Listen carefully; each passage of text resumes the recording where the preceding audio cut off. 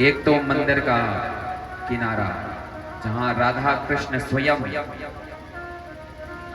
ऐसी मूर्ति है, आप इस मूर्ति का दर्शन करिए, इनके चेहरे को देखिए, इनके चेहरे में सदा मुस्कुराहट बनी रहती है। जीवन में कितना भी कष्ट हो, इनको आकर के एक बार इनके चेहरे को आप ध्यान से देखिए, जीवन में सदा सदा के लिए उजाला हो जाएगा, वह कष्ट आप भूल जाएंगे। ऐसी आकर्षण करने वाली मूर्ति सनरूप श्री राधा कृष्ण स्वयं साक्षात यहाँ पर विराजमान है, जो 22 अप्रैल पिछले साल 22 अप्रैल की यहाँ पर प्राण प्रतिष्ठा हुई थी, और इस पिछले साल भी हमने कथा श्रवण करी थी, और आज वही प्राण प्रतिष्ठा उत्सव के उपलक्ष्य में यह कथा हम श्रवण कर रहे हैं। क्योंकि चाचा जी का कहना था कि उस समय जो व्यक्ति होते हैं वह सभी बिजी रहते हैं, विवाह चालू हो जाते हैं तो सभी निमंत्रण में जाते हैं, कोई अपनी किसानी में लग जाता है। तो उनका कहना है कि जब यह अमृत रूपी कथा हमारे इस ग्राम में, इस गांव में हो रही है, तो सिर्फ मेरा ही कल्याण क्यों हो, मेरे यहाँ के जितने भी ग्रामवासी हैं, आसपास के ग्रामवासी हैं, सभी ये कथा सुनकर अपने जीवन का कल्याण कर लें। ऐसे समय को आप रखिए जिसमें सभी इस कथा को सुनकर सदा सर्वदा अपने जीवन का कल्याण कर ले, अपने जीवन को सुधार ले। इसलिए ये 22 अप्रैल जो उस बार थी वही समय था, लेकिन यह कथा पहले रख दी गई कि इस समय विवाह नहीं होती, चैत मास में विवाह लग्न नहीं बनती, और इस समय किसानी का भी कोई कार्य नहीं होता।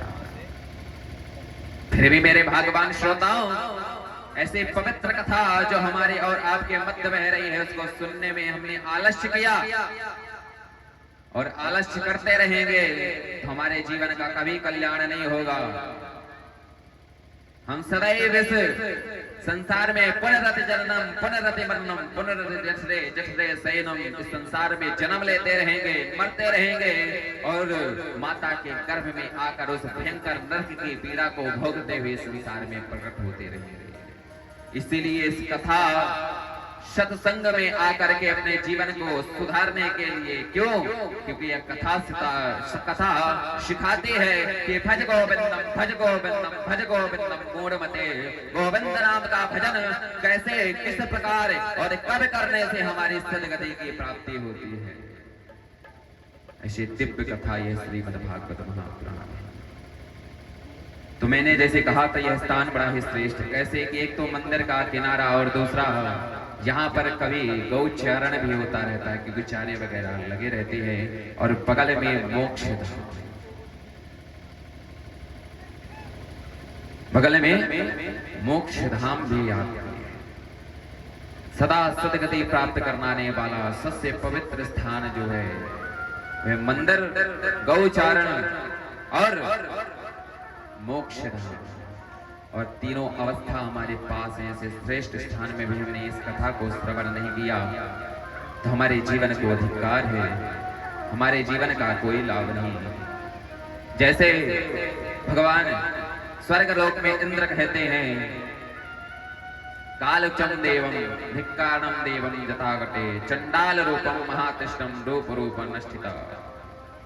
यह जीवन जो ऐसे सत्संग को श्रवण ना कर सके, वह जीवन को अधिकार है, वह चंडाल के समान है, ऐसा सनुरूप श्री इंद्र भगवान के। तो आइए हम आज की इस कथा को प्रवेश करते हैं, क्योंकि समय यथाविधि अपने समय से चलता जा रहा है, और आज तो हम लोग अंत में थोड़ा पुष्पों की होली का भी आनंद लेंगे। तो कल के सत्संग में हमने गोवर्धन की लीला से लेकर के महाराज जैसे पवित्र कथा को श्रवण करते हुए उन गोपियों को भगवान ने सुनाया, और भगवान ब्रज छोड़ करके मथुरापुरी आए। मथुरापुरी अपने मामा कंस का उद्धार किया। जब भगवान श्री कृष्ण ने कंस को मारा, जभी से प्रथा चली कि मामा के पैर भांजा कभी नहीं छुएगा, उस कंस के उस अपराध के कारण सदैव मामा ही भांजे के पैर छुएगा और उसका आज तक वह अपराध की क्षमा मामा बिता रहे हैं। ऐसे ही जब राजा दक्ष का वध भगवान शंकर ने अपने सनुरोध से किया था, तो वहां से भी ससुर दामाद जो होते हैं उनमें पैर छूने की विधि जो हुई, तो सदा सर्वदा के लिए ससुर के पैर दामाद को नहीं छूने होते हैं और वह ससुर ही दामाद के पैरों को छूकर अपने अपराध की क्षमा याचना करता है।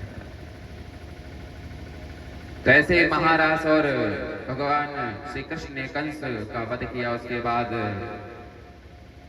भगवान ने समुद्र के मध्य सुंदर द्वारिकापुरी बसाई और वहां जाकर के सुंदर मधुर पुण्य में रहने लगे। और फिर भगवान की वह मंगलमयी श्री लक्ष्मी स्वरूपा रुक्मणी मंगल की कथा को श्रवण करते हमने विवाह महोत्सव बनाया और आज की कथा बड़ी ही पुण्यमय। तो आइए आज की कथा में प्रवेश करने से ही श्री शुकदेव भगवान कहते हैं कि हे राजा परीक्षित,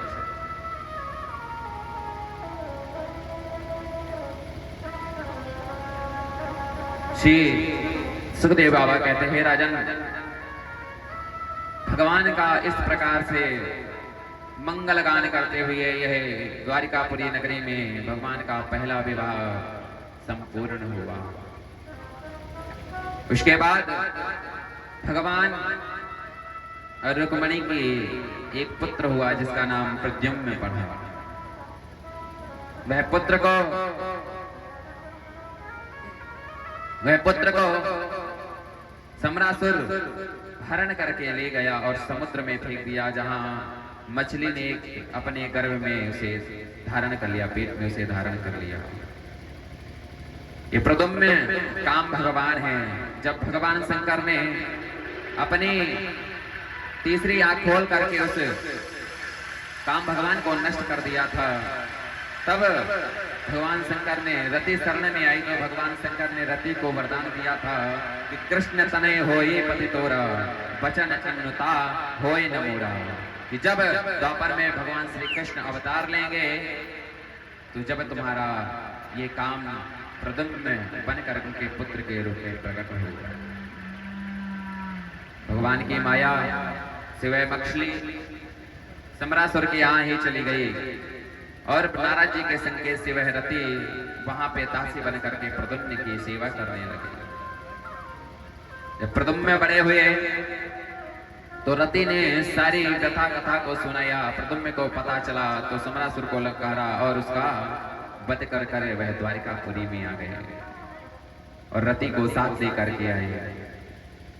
मां रुक्मिणी बड़ी प्रसन्न हुई कि पुत्र गया था, अब तो पुत्र और बहू दोनों साथ में आए हैं। बड़ी मंगल बधाइयां वहां पुनः हुई। उसके बाद कहते हैं, उसके बाद श्री शुकदेव भगवान कहते हैं, हे राजा परीक्षित,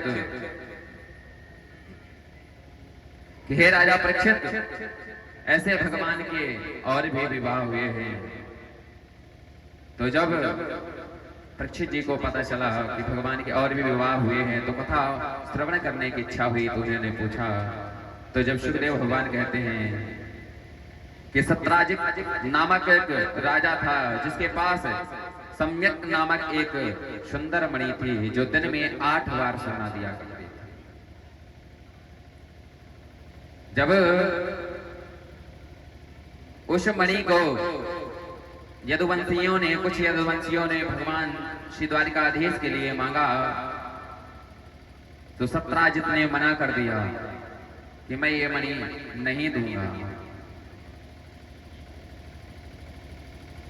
और एक दिन उसका छोटा भाई उस मणि को अपने गले में धारण करके शिकार खेलने के लिए वन में चला गया, जहां पर एक शेर ने उसके भाई का शिकार कर लिया, उसे मार दिया। लेकिन सत्राजित ने सोचा कि मैंने मणि नहीं दी तो इस कृष्ण ही मेरे भाइयों को मरवा दिया है। लेकिन प्रमाण प्रमाण तो कुछ था नहीं, प्रमाण तो कुछ था नहीं, तो उसे प्रत्यक्ष रूप में वह साबित कैसे करे। इसलिए उन्होंने अपनी पत्नी से कहा कि मुझे लगता है कि मणि की लालच में द्वारिकाधीश ने मेरे छोटे भाई का वध कराया है। अब पांडवों का श्राप था ना माताओं को, मां कुंती को जब दिया, अब माताओं से कह दिया, सत्यजित ने कहा अपनी पत्नी से कि ये बात किसी को मत बताना। लेकिन अब श्राप तो था, तो माताएं का स्वभाव ही बन गया है। तो माताएं अपने पड़ोसी से कहती हैं कि देखो ऐसा मैंने बोला सुना है और ऐसा मुझे पता चला है, हमारे स्वामी जी ने बताया है कि द्वारिकाधीश ने मणि की लालच के लिए जो है तो हमारे देवर की हत्या करवा दी, लेकिन तुम किसी को मत बताना। उन्होंने किसी को बताने के लिए मना किया, तुम अपनी हो इसलिए मैंने बता दिया। अब वही उसने किया, आगे बोला हो, उसने भी कहा तुम किसी को मत बताना। अब एक एक करके वह पूरी द्वारिकापुरी में बात चर्चा का विषय बने। अब तो वह चर्चा के विषय जब बनी तो भगवान को पता चला, तो भगवान को बड़ा ही दुख लगा कि मेरे जीवन में मैंने तो कुछ किया नहीं, लेकिन मेरे जीवन में यह कलंक कैसा लग गया। मैंने तो कुछ किया ही नहीं, फिर भी मेरे जीवन में यह कलंक लग गया। अब भगवान वह मणि ढूंढने के लिए वहां से निकले। जब ढूंढने के लिए निकले तो रास्ते में जब शेर को मरा देखा और पैरों के वह छाप जो थे उनके पीछे पीछे वह जामवंत की गुफा में प्रवेश कर गए।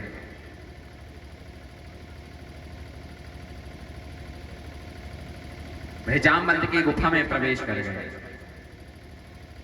और जामवंत की गुफा में जहां जामवंत की पुत्री जाम्बवती उस मणि से खेल रही थी, भगवान ने देख करके देखा और अंदर प्रवेश किया। और जब जामवंत जी वहां पर आए, पूछा कौन, तो भगवान श्री कृष्ण और जामवंत जी के बीच में 28 दिनों तक मल्ल युद्ध चलता रहा। उठक पटक चलती रही और 28वें दिन भगवान जामवंत जी की छाती पे चढ़ गए और जामवंत जी की जब नस नस ढीली हो गई तो वे समझ गए कि बस करो प्रभु, मैं समझ गया आप वही त्रेता के श्री राम हैं। मैंने आपसे कहा था कि एक मेरा मनोरथ रह गया है कि मुझे कोई अभी ऐसा नहीं मिला जिससे लड़कर मेरे इंद्रियों को संतुष्टि प्राप्त हो सके, ये तृष्णा शांत हो सके। तो आपने कहा था द्वापर में मैं आऊंगा और आप आए और आज मुझे संतुष्ट कर दिया। तब भगवान श्री कृष्ण ने वह व्यथा कथा जामवंत जी को सुनाया। तो जामवंत जी ने कहा कि देखो प्रभु, ऐसा तो हो नहीं सकता, क्योंकि पिता